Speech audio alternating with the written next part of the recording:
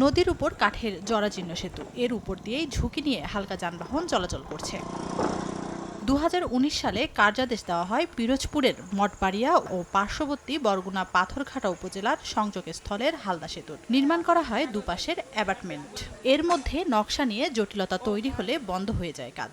2021 সালে নতুন করে আরেক ঠিকাদারকে কার্যাদেশ দেওয়া হয়। তবে এরপর বরাদ্দ জটিলতায় এখন পর্যন্ত নির্মাণের কোনো অগ্রগতি নেই। এদিকে কাঠের সেতু দিয়ে প্রতিদিন ঝুঁকি নিয়ে পারাপার হচ্ছে 2 উপজেলার অন্তত 10 গ্রামের বাসিন্দা। পার করা যাচ্ছে না কোনো যানবাহন।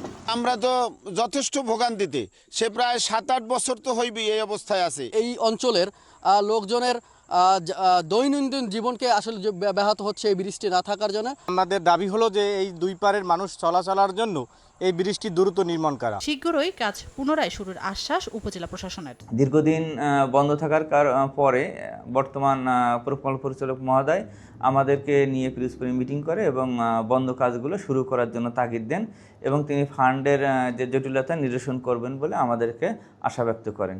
39 মিটার দীর্ঘ হালদা সেতু নির্মাণে নতুন ব্যয় ধরা হয়েছে 3,19,53,000 টাকা। সময় সংবাদ, পিরোজপুর।